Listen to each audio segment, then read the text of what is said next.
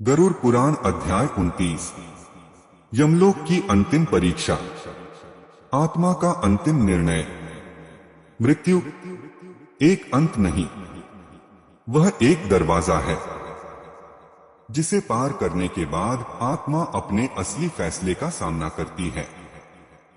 आत्मा जब सभी नरक यातनाओं से गुजर चुकी होती है तो वह एक ऐसे स्थान पर पहुंचती है जिसे कहा जाता है महायम सभा। यहां उसके समस्त कर्मों की अंतिम परीक्षा होती है।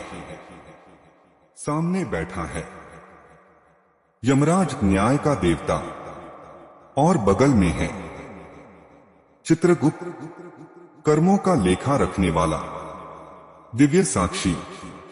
यह वह स्थान है जहां कोई छल नहीं चलता, जहां आत्मा की हर एक इच्छा, हर पाप और हर पुण्य एक दिव्य लेखा में दर्ज होता है। यहां आत्मा की आंखों के सामने उसका संपूर्ण जीवन चलचित्र की तरह चलता है। चित्रगुप्त आत्मा से कहते हैं, हे जी, तेरे कर्मों का परिणाम अब तेरे समक्ष है।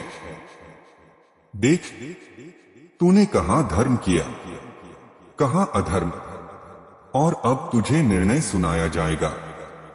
आत्मा अपने कर्मों को जैसा का तैसा देखती है। कोई बहाना नहीं, कोई संशोधन नहीं।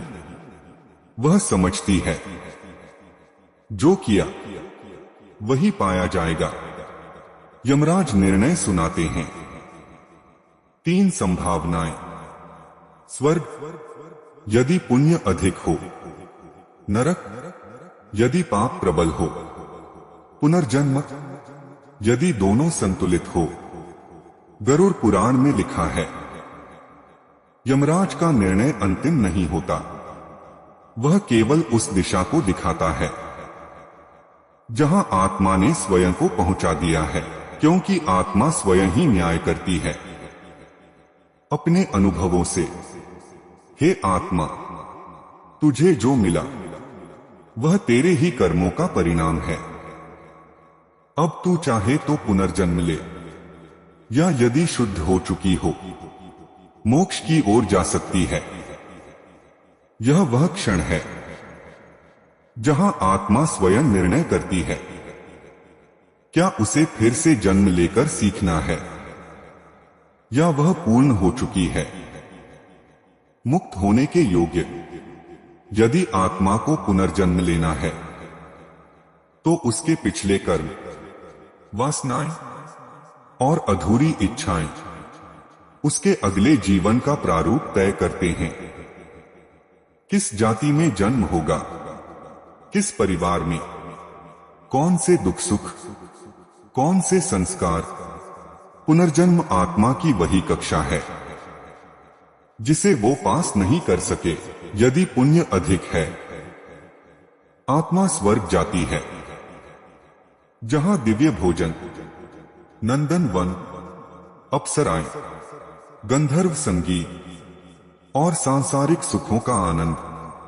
परंतु गरुड़ पुराण चेताता है, स्वर्ग स्थायी नहीं होता। पुण्य समाप्त होते ही आत्मा पुनः गिरती है। स्वर्ग विश्राम है, मुक्ति नहीं।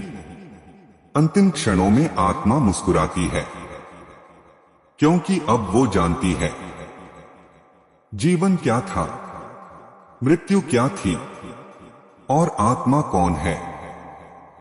वो पीछे देखती है और कहती है, हे जगत, मैंने अब तुम्हें समझ लिया है।